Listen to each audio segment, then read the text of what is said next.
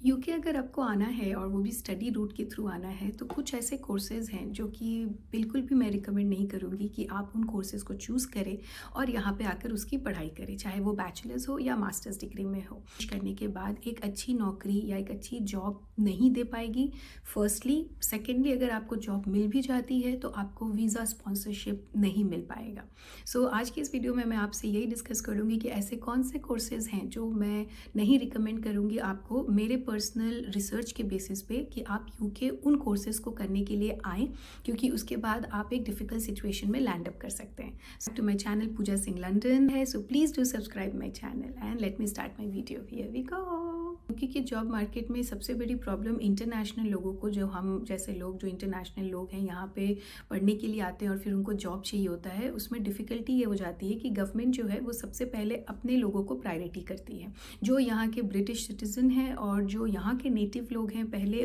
उनकी फुलफिलमेंट की जाती है। अगर उसके बाद वैकेंसी बचती है तो फिर वो हमारा नंबर आता है और फिर वो हमें जॉब दे सकते हैं या फिर हमारी वीज़ा स्पॉन्सर कर सकते हैं। सो कुछ ऐसे कोर्सेज़ हैं जिसमें यूके के लोग जो हैं वो ऑलरेडी बहुत अच्छे हैं, जैसे कि मैनेजमेंट में, प्लानिंग में, स्ट्रैटेजिक स्किल्स बनाने में, एडमिन का वर्क करने में, पेपर वर्क करने में इनकी ऑलरेडी ये काफ़ी अच्छे हैं। अगर मैं सेल्स की भी बात करूँ तो ऑब्वियसली इनकी नेटिव लैंग्वेज इंग्लिश है, तो वो कहीं भी सेल्स करने के लिए अगर कुछ जाते हैं क्लाइंट के पास में तो ये ज़्यादा इफेक्टिव प्रूफ होगा। सो अगर आप वैसा कोई कोर्स करना चाह रहे हैं जो कि यहाँ के यूके के ऑक्यूपेशन शॉर्टेज लिस्ट में नहीं है, तो काफ़ी दिक्कत होगी आपको आगे चल के जॉब लेने के लिए। और अगर आपको जॉब मिल जाती भी है तो भी आपको वीज़ा स्पॉन्सरशिप करने में बहुत ज़्यादा प्रॉब्लम होगा। अगर मैं सबसे पहले कोर्स की जो बात करूँ वो है MBA, क्योंकि ये ज़्यादा कॉमन कोर्स है, मास्टर्स कोर्स है जो करने के लिए लोग फ़ॉरेन आते हैं। क्योंकि कोई भी अगर आप एजेंट के थ्रू या यूनिवर्सिटी में यहाँ पे MBA के लिए अपने प्रोफाइल को डालते हो तो वो आपको तुरंत एक्सेप्ट कर लेते हैं, तो वहाँ पे प्रॉब्लम भी नहीं होती है। तो फिर स्टूडेंट को क्या समझ में आता है कि मुझे तो एडमिशन मिल गई, मैं बस MBA कर लूँगा, उसके बाद से मुझे जॉब मिल जाएगी। लेकिन MBA जो है वो सबसे ज़्यादा कॉमन कोर्स है और मैं कभी भी रिकमेंड नहीं करूँगी कि आप MBA करने के लिए यूके आओ अनटिल एंड अनलेस आपके पास बैक कंट्री में 3 साल का एक्सपीरियंस रहा हो, आपने वहाँ पे BBA किया हुआ है, आपको एक अच्छी एक्सपीरियंस है, आपको अपने नॉलेज को इन्हांस करना है,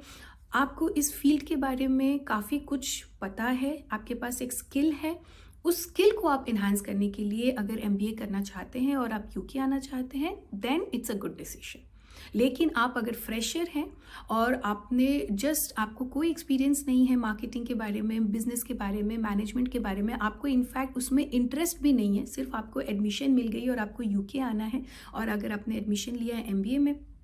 तो ये आपको आगे चल के जॉब नहीं दे पाएगा। ठीक है, क्योंकि ये कोर्स यहाँ के लोग भी करते हैं और इसके बाद से एक वीज़ा स्पॉन्सर जॉब निकालना बहुत ही ज़्यादा डिफ़िकल्ट हो जाता है। सो मेरे लिस्ट में सबसे पहला जो MBA कोर्स है उसको तो मैं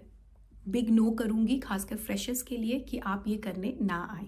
सेकंड, अगर मैं बात करूँ तो वो हो जाती है सेल्स एंड मार्केटिंग की जॉब। जैसे सेल्स एंड मार्केटिंग रिलेटेड कोई कोर्स करने आ रहे हैं, जैसे MSc in sales, MSc in business marketing, MSc in global management, इस तरह की जो कोर्सेज होती हैं वो आपको आगे चल के आपके डोमेन में कोई जॉब नहीं दिला पाएगी। आपने तो सिर्फ कोर्स कर लिया, आपको डिग्री मिल जाएगी, लेकिन आपको जॉब कुछ और करना पड़ सकता है, शायद वेयर हाउस में या रिटेल स्टोर में।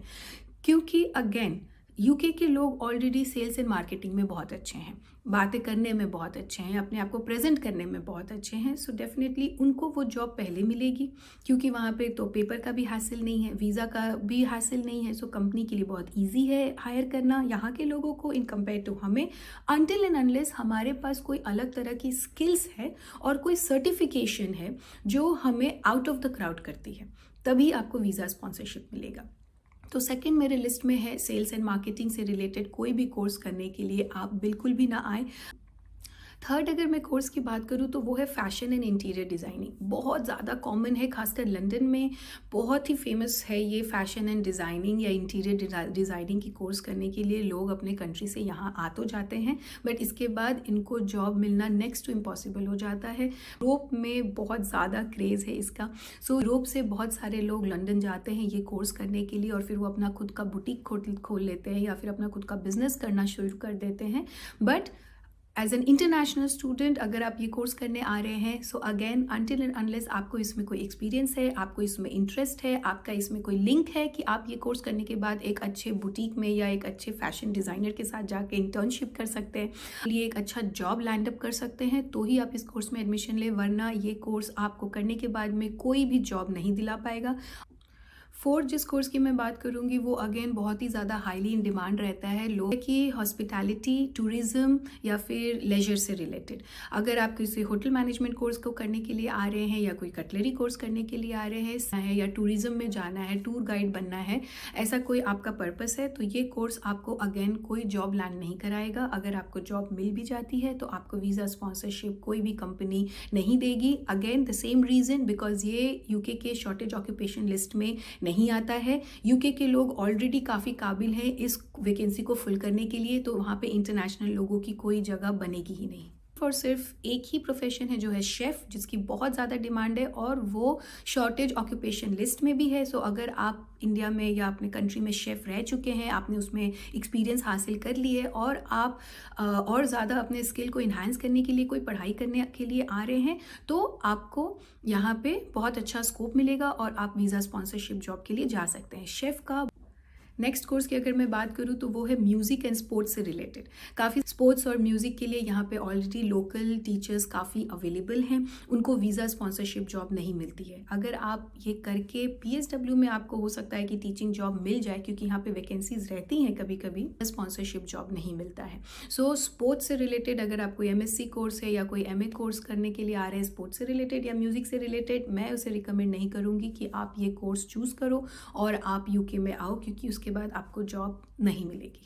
अगर मैं नेक्स्ट कोर्स की बात करूं तो वो हो गई सप्लाई चेन से रिलेटेड, क्योंकि ये MBA जैसा ही रिलेटेड एक कोर्स है जिसमें MSc in supply chain, MSc in international global management कराई जाती हैं, जो कि आपको अगेन जॉब तो दिला देंगी किसी रिटेल में या वेयर हाउस में, बट आपको कोई वीज़ा स्पॉन्सरशिप जॉब नहीं मिलेगा। तो ये सारी कुछ कोर्सेज हैं जो मैंने रिसर्च की है अपने पर्सनल एक्सपीरियंस के बेसिस पे कि ये सारे स्टूडेंट जो हैं वो काफ़ी ज़्यादा स्ट्रगल करते हैं अगर वो ये सारी कोर्सेज करने के लिए UK आते हैं, क्योंकि उन्हें ये नहीं पता होता है कि UK की जॉब मार्केट जो है वो काफ़ी ज़्यादा ही अलग है। आप कोई भी कोर्स को चूज़ करने से पहले UK के शॉर्टेज ऑक्यूपेशन लिस्ट को देखें और उसमें से फ़िल्टर करें कि आपका इंटरेस्ट किस में है, और फिर आप वो कोर्स करने के लिए अगर UK आएंगे तो उसके बाद से आपके लिए जॉब लेना और वीज़ा स्पॉन्सरशिप लेना काफ़ी ज़्यादा ईजी हो जाएगा। लेकिन आप अगर कोई भी कोर्स करने के लिए सिर्फ UK में एंटर करना चाहते हैं तो आप कोर्स तो कर लोगे, आपको डिग्री तो मिल जाएगी, हो सकता है कि PSW के दौरान आपको कोई जॉब भी मिल जाए, लेकिन अगर आप आगे फर्दर सेटल होने का सोच रहे हैं, स्पॉन्सरशिप जॉब लेने का सोच रहे हैं, तो वो काफ़ी मुश्किल हो जाएगा। इनफैक्ट पढ़ाई ख़त्म करने के बाद भी बहुत सारे स्टूडेंट्स को उनके खुद के डोमेन में जॉब नहीं मिल पाई है और वो अभी भी स्ट्रगल कर रहे हैं, चाहे वो किसी फूड डिलीवरी में काम कर रहे हैं या फिर एडमिन का काम कर रहे हैं, और जो उन्होंने प्रैक्टिकली पढ़ाई, जो उन्होंने थ्योरेटिकली पढ़ाई की है, उसको वो प्रैक्टिकल एक्सपीरियंस में ला ही नहीं पा रहे हैं। इसलिए मैं हमेशा ये चीज़ रिकमेंड करूँगी कि प्लीज़ आप प्रॉपर एक प्लानिंग और स्ट्रैटेजी और रिसर्च के बेसिस पे अपने कोर्स को चूज़ करें, और इतने सारे जो लाख ऑफ रुपीज़ हम इन्वेस्ट करते हैं ताकि हम उसे फ्यूचर अपना बना सके, उस इन्वेस्टमेंट से पहले आप 2 बार ज़रूर सोचें कि आप कौन सा कोर्स करने के लिए UK आ रहे हैं। क्योंकि अगर आप UK आ जाते हैं और आपने अच्छी कोर्स नहीं चूज़ की है तो फिर आप काफ़ी ही ज़्यादा स्ट्रगल करेंगे और काफ़ी ही ज़्यादा डिफ़िकल्ट सिचुएशन रहेगा, बहुत ज़्यादा टेंशन रहेगा जॉब को लेकर, स्पॉन्सरशिप को लेकर। सो ये सारी मुसीबतों से बचने के लिए please do avoid all these courses जो मैंने पर्टिकुलरली मेंशन किया है। Apart from this definitely exceptional लोग होते हैं जो ये सारे कोर्सेज करने के बाद भी आज उनके पास जॉब है और वीज़ा स्पॉन्सर जॉब भी है, बट उसके लिए वो बहुत ज़्यादा ही क्रिएटिव या फिर इनोवेटिव या फिर उनकी नेटवर्किंग स्किल्स या फिर उनकी सोशलाइजिंग स्किल्स या फिर उनके कनेक्शंस इतने ज़्यादा रहे हैं अच्छे कि उन्हें एक जॉब मिल गई है। बट ये majority नहीं है, ये minority है। Majority of students are struggling if they are doing these kinds of courses in UK. So yes, यही था मेरा पर्पस आज का वीडियो बनाने का। So please do like, subscribe my channel Pooja Singh London, and bye bye.